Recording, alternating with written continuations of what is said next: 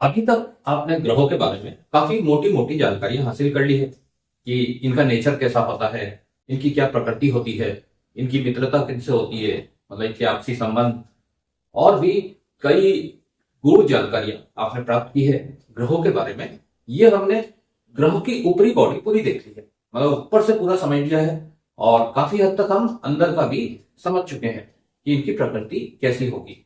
अब हम जानकारी प्राप्त करेंगे और ज्यादा माइनर डिटेल्स की, यानी कि और ज्यादा सूक्ष्म अध्ययन करेंगे हम ग्रहों का, ताकि हम ग्रहों को अच्छी प्रकार समझ जाए, ताकि कुंडली में हम जैसे ही इनको देखें तो हम इनके बारे में एवरीथिंग, हमें सारी चीजें इनके बारे में ऑटोमेटिकली पता लग जाए। जैसे डॉक्टर को पता लग जाती है चीजें, ये मरीज है, ये बीमारी है, तो ये कौन से हिस्से में हुई है, उसी प्रकार से जब हम कुंडली देखें तो हमें ग्रहों के अनुसार समझ में आ जाना चाहिए कि इस भाव में ये ग्रह बैठा है, इस स्थान पे ये ग्रह का प्लेसमेंट है, ये इतनी डिग्री का है, तो इसका क्या इम्पैक्ट होगा, ये क्या रिजल्ट प्रोड्यूस कर रहा है, या आगे चल के जब इसकी दशा आएगी तो उस वक्त ये क्या रिजल्ट जातक को देगा। उस हिसाब से हमें एनालिसिस में बहुत मदद मिलती है। तो हम करेंगे इसका सूक्ष्म अध्ययन, यानी अब हम बॉडी को अंदर चीरा लगा के इसके अंदर के पार्ट्स देखेंगे, इसका जो ब्लड चल रहा है अंदर, इसका जो अस्थियां हैं अंदर, और जो बारीक हिस्से हैं वो हम जानने की कोशिश करते हैं इस चार्ट के माध्यम से। आप इस चार्ट को अच्छी तरह रीड कर लीजिए। ये 9 ग्रह है पूरे, फिर ये इनका रंग है। ये तो ऊपरी तौर पर हमें दिख ही जाता है कि एक प्लेनेट है, तो उसका रंग क्या है। अब हम इसका देखेंगे तत्व। यहां सबसे ज्यादा कंफ्यूजन होता है कि यहाँ आके जब हम एनालिसिस करते हैं तो वहां पे ये चीजें भूल जाते हैं हम लोग कि इनके तत्व भी देखना जरूरी है। क्योंकि मान लीजिए कि जो भाव है या राशि है वो जलीय राशि है, और वहां सूर्य आ गया, तो जलीय राशि में अगर आंख का गोला जाएगा तो रिजल्ट आपको पता ही है क्या होगा, आंख बुझ जाएगी और पानी खराब होगा, वो अलग, दोनों का परस्पर नुकसान है। इसी प्रकार से हम तत्व के अनुसार ये देखेंगे कि ग्रह किस तत्व के होते हैं। ये 5 एलिमेंट्स होते हैं, पंच तत्व।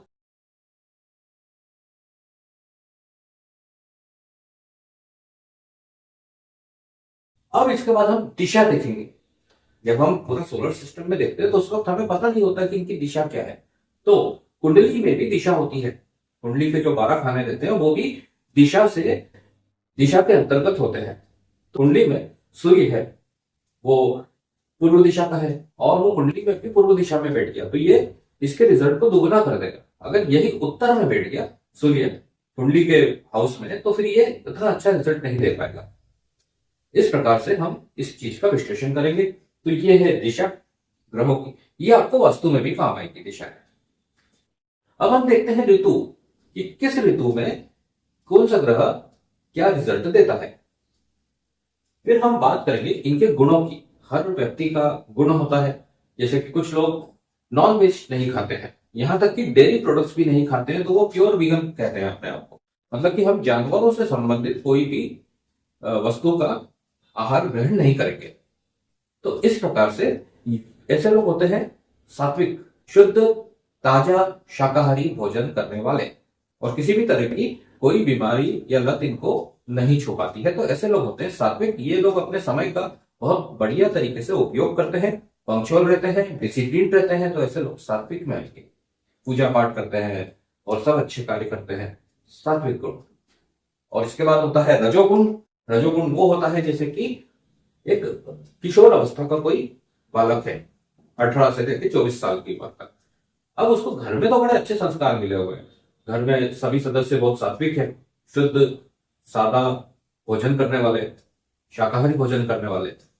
लेकिन इस उम्र में जब दोस्ती होगी इसकी, तो ये दोस्तों में जाकर के कुछ लोग उसमें नॉनवेज भी खाएंगे, कुछ ड्रिंक भी करेंगे, कुछ स्मोक भी करेंगे। तो फिर अगर इसकी बुद्धि वहां पे, क्योंकि चंचल होता है इस उम्र में, व्यक्ति चंचल होता है, मन चंचल होता है, तो हो सकता है कि कुछ लोग उस तरफ भी मुड़ जाते हैं, मतलब कि गलत आदतों को अपना लेते हैं गलत संगति में जाके। तो यहाँ पे परिवार को, माता पिता को विशेष ध्यान रखना चाहिए कि उनके बच्चे किस संगति में रह रहे हैं, क्योंकि संगति का बहुत फर्क पड़ता है। और ज्यादातर केसेस जो आते हैं इस तरह के, उसमें किसी दोस्त ने ही उनको इस तरह की आदत लगाई हुई होती है। मैंने ऐसे कई लोग देखे हैं जिनके घर में बड़ा सात्विक माहौल रहता है, लेकिन वो बाहर जाके नॉनवेज, ड्रिंक, अल्कोहल सब कंज्यूम करते हैं, क्योंकि उनको संगति ऐसी मिली रहती है। और आजकल तो आप जानते ही है कि बच्चे जो है पढ़ाई के सिलसिले में हॉस्टल में जाके रहते हैं। अब वहां माता पिता एकदम जाके माइन्यूटली नहीं देख सकते कि उनके बच्चे क्या कर रहे हैं। घर में तो बड़ी अच्छी चीजें बताएंगे कि हाँ बिल्कुल शुद्ध और सात्विक तरीके से रह रहे हैं, लेकिन आप भी जानते हैं आज के समाज में जनरली ऐसा होता नहीं है। बच्चे भी आजकल इतने स्मार्ट हो गए हैं युवा लोग कि वो दिखाते नहीं है वो क्या कर रहे हो, वो ये सारी चीजों की लत में पड़ जाते हैं, जिसका परिणाम आगे चल के बहुत खतरनाक होता है। ऐसे कई आपने केसेस देखे होंगे कि अपराध की तरफ भी मुड़ जाते हैं। उसका कारण यही है कि ये तामसिक गुण अपना लेते हैं। तामसिक मतलब जितनी भी निषिद्ध चीजें हैं वो सब तामसिक गुण में आती है, जैसे कि शराब, सिगरेट, चरस, ड्रग्स और सेक्स की लत, है ना, बाहरी महिलाओं के पास जाना। तो इस तरह की जो चीजें आती है वो तामसिक गुण कहलाती है। तो ये तामसिक गुण और सात्विक गुण ये दोनों अपोजिट हो गए। तो जैसे मैंने बताया कि फैमिली 1 के जो सदस्य हैं वो सब उसमें से अधिकतर सूर्य, चंद्र और गुरु ये तामसिक ये है, ये तीनों जो है ये सात्विक गुण वाले हैं, सिर्फ मंगल को छोड़ के। अब देखिए मंगल सेनापति है, सेना है, इसको कई कई दिनों तक युद्ध में रहना पड़ता है। मतलब पुराने जमाने के तो युद्ध आप जानते ही हैं कि एक बार युद्ध छिड़ जाता था तो महीनों महीनों चलता था, क्योंकि उस वक्त मर्यादा का पालन होता था। रात को युद्ध नहीं लड़ेंगे, गलत तरीके से युद्ध नहीं लड़ेंगे, इस प्रकार की बातें होती थी। आजकल तो सब जायज है, आप जानते ही हैं। तो उस वक्त इन्हें कोई फैसिलिटी नहीं होती थी इनके पास जो वाहन होता था, मोड ऑफ ट्रांसपोर्टेशन, वो मात्र घोड़ा हुआ करता था। जैसे कि आपने बाजीराव बाजीराव में देखा होगा, जो रणवीर सिंह की मूवी थी बाजीराव पेशवा। बाजीराव पेशवा में आपने देखा होगा कि युद्ध पे जाते थे मराठा सैनिक, है ना, और हमने कई फिल्मों में देखा है। तो ये लोग जब जाते थे तो घर की महिलाएं तो होती नहीं थी। अब ये होते हैं पुरुष, तो पुरुष होते हैं तो इनका खाना बनाने से कोई मतलब नहीं है। सुबह से अपने कसरत करेंगे, अखाड़े में जाएंगे, कुश्ती लड़ेंगे, अस्त्र शस्त्र चलाएंगे, है ना, और सेना का संचालन करेंगे। तो ये इस तरह के लोग होते हैं। पर जब ये जाते हैं तो वहां खाने की कई कई दिन तक व्यवस्था नहीं होती थी। तो फिर वहां इनको जो मिलता था, जैसा मिलता था, पेट पूजा तो जरूरी होती है, उसके बिना ना शरीर काम करेगा ना दिमाग काम करेगा। तो फिर इनके लिए हर तरह का खाना वैध माना गया। या आपको नॉनवेज मिले आप नॉनवेज खा लो, आपको मतलब जिंदा रहना, सरवाइव करना ज्यादा जरूरी है, बजाय उस वक्त गुणों को देखना या धर्म को देखना या संस्कार को देखना। हालांकि मैं ये नहीं कहता कि सारे सैनिकों ने ऐसा किया, लेकिन एक होता है ना कि जैसे आज का बना हुआ ताजा खाना, शाकाहारी खाना, और यही खाना हमने जैसे बना उसको 2-3 घंटे के अंदर या उसी वक्त जब बना गर्मा गर्म तो हमने खा लिया, तो ये सात्विक गुण वाला कहलाएगा। इसी को हमने फ्रिज में रख दिया और कल या परसों हम इसको जब कंज्यूम करेंगे तो इसमें तामसिक गुण आ जाएंगे, क्योंकि जो कीटाणु है और कई तरह की हवा के संपर्क में आएगा, ये फ्रिज में भी एकदम से ये डाउन होगा इसका टेम्परेचर, तो उसकी वजह से इसमें नेगेटिव इफेक्ट आ जाता है खाने में। फूड पॉइजनिंग वगैरह आपने काफी सुन रखी होगी कि हो जाता है, तो वो फूड का गलत इस्तेमाल की वजह से। हमारे भारतीय आहार का जो नियम है वो ये कहता है कि ताजा बना हुआ खाना, घर का बना हुआ खाना खाओ और स्वस्थ रहो, मस्त रहो। पर आजकल के युग में ऐसा हो नहीं पा रहा। हस्बैंड वाइफ दोनों जॉब पे जा रहे हैं, दोनों अपने अपने प्रोफेशन में बिजी है, बाहर की मेड आके खाना बना रही है और वही खाना फिर ये फ्रिज में रख देते हैं कि चलो आज नहीं कल नाश्ते के तौर पे काम आ जाएगा, वेस्ट कौन करे, इसको कौन फेंके ना। तो इस प्रकार से ये चीजें चलन में आ गई है। ये भी एक जो अगर हमने शाकाहारी भोजन को भी हमने फ्रिज में रखा तो ये तामसिक गुण आ जाएंगे। ये है कि इनका जो खाना रहता है वो ऐसा खाना बनता था इनका जो पोटली में बांध के ले जाते थे सैनिक, और वो जैसे 15 दिन 20 दिन के एक्सपेडिशन में गए ये लोग, तो वहां पे फिर वही खाना कंज्यूम करना पड़ता था इनको, मतलब उसमें फिर तामसिक गुण भी आ गए। तो इसलिए तामसिक गुण ऐसा होता है। रजोगुण मतलब है तो सात्विक, है ना, और पर इनको खाना पड़ रहा है तामसिक, तो तामसिक के मन से तो खाएंगे नहीं, सिर्फ उदर की शांति के लिए, पेट की शांति के लिए और सरवाइव करने के लिए ये कंज्यूम करेंगे, ऐसी चीजों की कंज्यूम करेंगे ये लोग, है ना। तो उसमें क्या होता है कि फिर ये ना तो तामसिक है, क्योंकि फिर घर पे जाएंगे अपने बैक टू ओरिजिन होंगे तो फिर ये सात्विक हो जाएंगे। पर यदि युद्ध पे है, काम कर रहे हैं, घर से बाहर है, तो फिर ये तामसिक गुण भी आ गए। तो इनके बीच का जो गुण होता है वो कहलाता है रजोगुण। तो बुध जो है वो रजोगुण में होता है जैसे, है ना, और शुक्र भी है तो वो रजोगुण में आता है। जब आप इसको और डिटेल में हम समझेंगे तो आपको सारी चीजें क्लियर होती चली जाएगी, ग्रहों का एकदम शानदार तरीके से समझ जाएंगे कि हाँ ये ग्रह है तो ये इसका ये इफेक्ट है। इसी प्रकार से मौसम है, किसको कौन सा मौसम अच्छा लगता है, फिर ये गुण है, मैंने आपको बताया तीनों गुण अभी। फिर इनको विशेष अधिकार दिए हुए हैं एक एक पर्टिकुलर मेन मुख्य चीजों का इन्हें अधिष्ठाता बनाया गया है।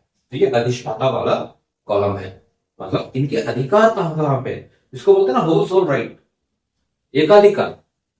तो ये सब चीजें हम सिलसिलेवार इन सब चीजों को समझते हैं और देखते हैं, ग्रहों को और अंदर तक बारीकी में सूक्ष्म अध्ययन करते हैं। सूर्य, इनका रंग है लाल, और चूंकि आंख का गोला है 100% ये तत्व इसका होगा फायर एलिमेंट, यानी कि अग्नि तत्व। दिशा पूर्व दिशा से उगता है सूर्य, तो ये पूर्व दिशा हो गई सूर्य की। ऋतु जो है वो गर्मी, सबसे ज्यादा प्रकोप जो होता है, सबसे ज्यादा जो पावर होती है सन की, गर्मी के मौसम में देखने को मिलती है। बाकी बरसात में और ठंड में तो ये इतना पावरफुल रह नहीं पाता है, तो ये गर्मी में सबसे ज्यादा पावर में रहता है। गुण की बात कर ले तो जैसे मैंने बताया कि फैमिली वंश से है, तो ये सात्विक है, और सात्विक गुण, यानी कि ये कहलाएंगे सात्विक गुण, सतो गुण वाले। इसके बाद जो अधिष्ठाता है, तो ये आत्मा के अधिष्ठाता है, इनको आत्मा का अधिकार प्राप्त है। सूर्य को हमारी आत्मा कहते हैं, सूर्य हमारी आत्मा है, हमारी आत्मा का कारण है। चंद्र, इनका रंग होता है सफेद, और इनका जो तत्व होता है वो जलीय तत्व, यानी कि वाटर एलिमेंट, जल तत्व। और इनकी दिशा जो होती है वो उत्तरी पश्चिमी, जहां बादल इकट्ठे होते हैं और फिर बरसात होती है, वो जो शुरुआत होती है सावन का महीना, तो वो चंद्र का महीना है। दिशा हो गई उत्तर पश्चिमी, मौसम हो गया बारिश का। गुण जो है सात्विक गुण, और ये मन के कारक है। ये मन हमारा यदि अच्छा है तो सब भला है, और मन खराब है तो गड़बड़ है। तो मन के कारक होते हैं चंद्र, क्योंकि ये आप देखेंगे जब हम स्पीड वाले कॉलम में आएंगे, इनकी जब हम गति देखेंगे तो गति में आप पाएंगे कि ये भी गति चंद्र की सबसे ज्यादा होती है। एक राशि को ये मात्र 2.25 दिन में कवर अप करके आगे निकल जाता है। बोलते हैं ना मन बड़ा चंचल है, मन बहुत भागता है, मन अभी यहाँ है तो फिर जापान में है, चीन में है, अमेरिका में है, इसको ट्रेवलिंग के लिए कोई दिक्कत नहीं है। फास्टेस्ट ट्रेवलर है चंद्र, मंगल। तो इसके मुख्य रंग तो इसका लाल है, पर इसे हम ऑरेंज कलर का भी कह सकते हैं, सिंदूरी कलर जो रहता है। हनुमान जी को आपने देखा होगा कि वो सिंदूर लगाया जाता है, तो ऑरेंज कलर भी इनके पोर्टफोलियो में है मंगल के।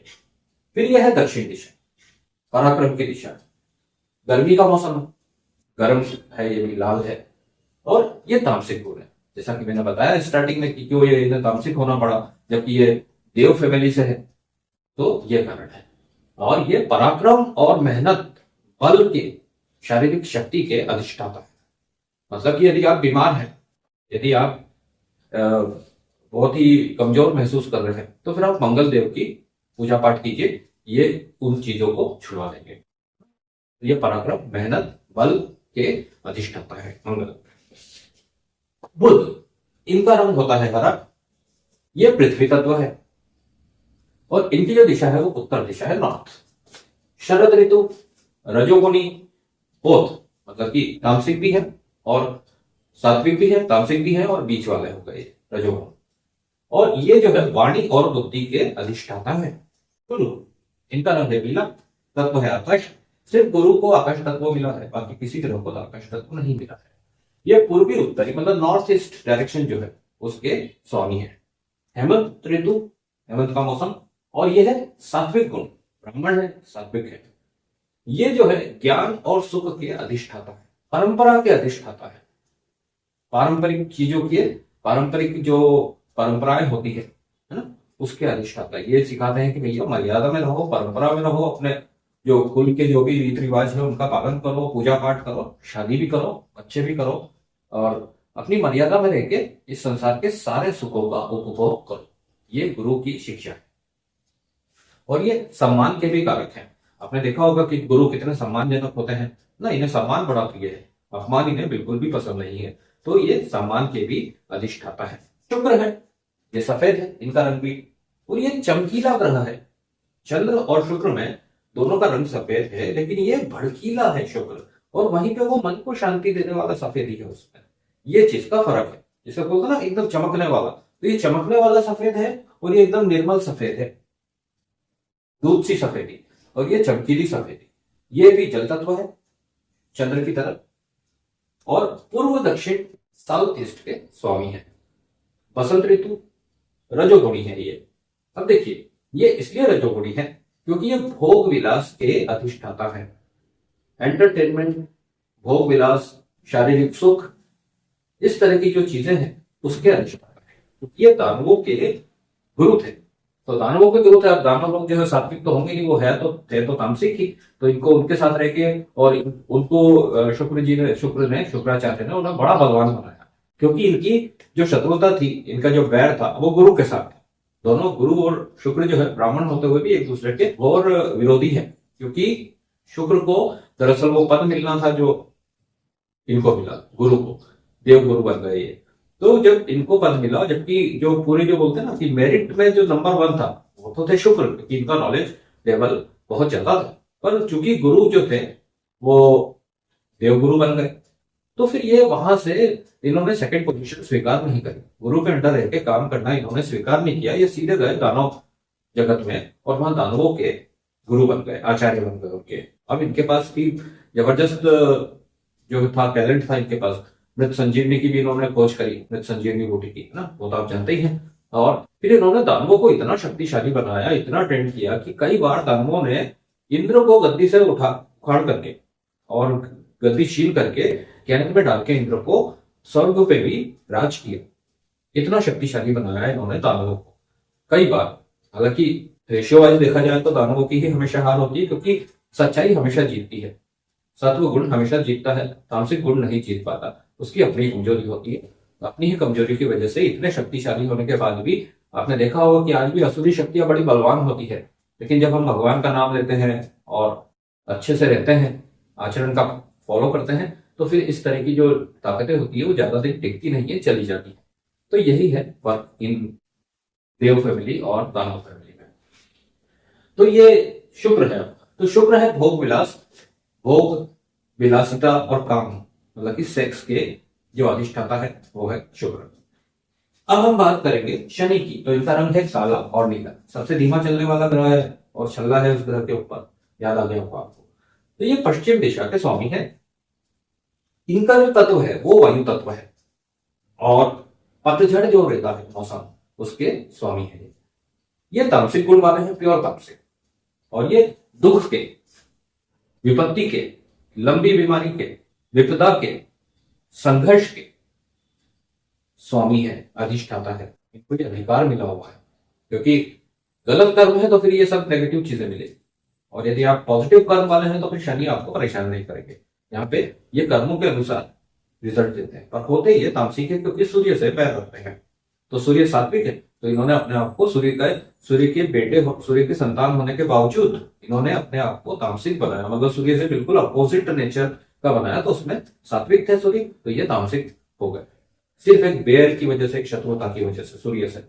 तो ये दुख, लंबी बीमारी, विपदा, संघर्ष के स्वामी है, अधिष्ठाता है।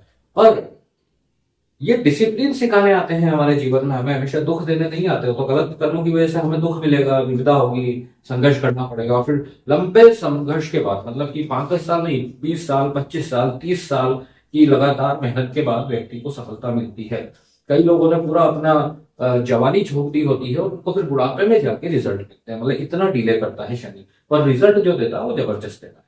तो शनि हमें डिसिप्लिन सिखाने आते हैं। ये बहुत हार्ड मेंटर होते हैं, बहुत हार्ड शिक्षक है ये, और जो सिखाते हैं वो बड़े नियमों के तहत सिखाते हैं। राहु, ये जो ग्रे कलर होता है, धुएं का कलर, क्योंकि ये मायावी है, तो धुएं का जो कलर होता है, दूसरा कलर, ग्रे कलर, उस कलर के होते हैं। ये वायु तत्व में ही आते हैं, क्योंकि ये शनि के अल्टरनेटिव समझे जाते हैं। अब यहाँ भी आप ये समझिए कि राहु और केतु जो है उनके बॉस हैं शनि। जैसे एक दरोगा है म्यूनिसिपालिटी का, वो चैम्बर की सफाई नहीं करेगा, वो उस एरिया का इंचार्ज रहेगा, क्योंकि यहाँ की जो भी ड्रेनेज लाइन है उसका जो मेन कार्यकर्ता रहेगा वो दरोगा रहेगा, जो इंस्पेक्टर रहता है वो। और उसके अंदर जो मातहत रहते हैं, उसके अंदर जो काम करने वाले लोग रहते हैं, वो होते हैं राहु और केतु। मतलब जो निम्न स्तर पे काम करेंगे, जो ड्रेनेज लाइन की, जो टॉयलेट की जो लाइन से उसको भी क्लीन करेंगे, उसकी गंदगी भी हटाएंगे, है ना, ये भंगी बोलते हैं जिन्हें। और सड़क की सफाई करना, चैम्बर के अंदर उतर के गैस में और गंदगी में जाके चैम्बर की क्लीनिंग करना, तो दरोगा नहीं जाएगा, वो अपने अंदर जो उसका लोग हैं उनको भेजेगा, तो वो राहु और केतु। तो शनि के असिस्टेंट है राहु और केतु। शनि जो है वो पश्चिम दिशा के स्वामी है, तो ये दक्षिण पश्चिम के स्वामी है। दक्षिण को इतनी अच्छी दिशा नहीं मानी जाती है वास्तु में, क्योंकि यहाँ पे ये यम देवता की दिशा है, यम यानी कि मृत्यु। तो इसलिए साउथ को बहुत अच्छी दिशा नहीं मानी जाती है। वास्तु में जो सबसे बढ़िया दिशाएं हैं वो है पूर्व और उत्तर। तो ये दक्षिण पश्चिम के स्वामी है। एकदम जो लास्ट कॉर्नर होता है, जहाँ टॉयलेट वगैरह बनता है घर का, वो वाला, ये इस हिस्से के स्वामी है। इनको कोई भी ऋतु नहीं दी है क्योंकि ये छाया ग्रह है, हम जा रहे हैं। तो ये है दोनों तामसिक। अब यहाँ पे डिफरेंस आ जाता है कि जो राहु है तो उनको अधिष्ठाता जो बनाया हुआ है ये भ्रम, मायाजाल, ऑनलाइन, मोबाइल, लॉटरी, सट्टा, इस तरह की जो चीजें होती है, अचानक लाभ, अचानक हानि, तो इसके जो अधिष्ठाता है वो राहु है। ये भ्रम फैलाते हैं, मायाजाल यूज करते हैं, रूप बदल लेते हैं। ये वायरस होता है, वायरस हो गई फॉरेन वायरस। जैसे अभी जो कोविड आया था, कोरोना, तो ये इंडिया से नहीं आया था, ये फॉरेन कंट्री से आया था। तो ये राहु इस रूप में आता है, मैंने आपको बताया ही, राहु बड़ा मायावी है और इस तरीके से आता है। तो जो भी अननोन डिजीज रहती है हमारी, है ना, ये लंबी बीमारी है, जैसे कि एक्सीडेंट हो गया, शनिदेव जो है एक्सीडेंट हो गया, लंबी कोई बीमारी दे दी, कैंसर जैसी, तो उसके तहत, ये लंबी बीमारी के तहत व्यक्ति को बहुत लंबा बेड रेस्ट पे पहुंचा देते हैं, आईसीयू में पहुंचा देंगे। पर ये जो है डिजीज, ये डॉक्टर भी पता नहीं लगा पाते ये डिजीज कौन सी हो गई, कौन सी फॉरेन डिजीज आ गई। डॉक्टर ने पढ़ाई की रहती है उसमें से तो वो डिजीज आती ही नहीं है, राहु और केतु वाली। ये तो ऐसी आएगी कि एकदम से कोई नई लहर आ गई। अब उनको फिर रिसर्च करना पड़े, तो वो केतु वहां पर उनको सहायता करता है, क्योंकि केतु रिसर्च का अधिष्ठाता है।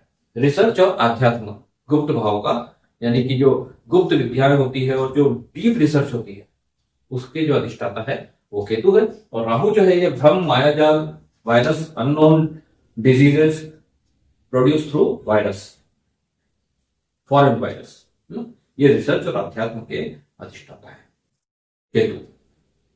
है तामसिक दोनों, क्योंकि ये जंगलों में रहते हैं। केतु मतलब कि जो केतु जो रहते हैं, है ना, ये जंगलों में रहने वाले रहते हैं। जंगल में तो जो मिल जाओ खाना पड़ता है। अघोरी जो, तो आपने सुना होगा वर्ड।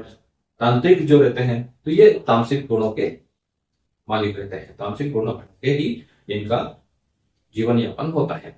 तो इस तरह से ये एकदम माइन्यूट में जाके हमने आपको डिटेल्स दिए ग्रहों के बारे में। और भी जानकारियां हैं जो कि अब राशियों से और जो 12 भाव है उनसे कनेक्टेड रहेगी, तो उस वक्त हम आपको बताएंगे ग्रहों के बारे में। और एकदम जो बोलते हैं ना, मतलब बाल की खाल निकाल, उस लेवल तक हम चले जाएंगे। फिर ग्रहों का बिल्कुल आप आसानी से समझ जाएंगे। वहां पे ग्रहों से संबंधित सारी जानकारियों का समाधान हो जाएगा जो भी शेष बची हुई है। और इस तरह से ग्रह का टॉपिक यहाँ पर पूर्ण होता है।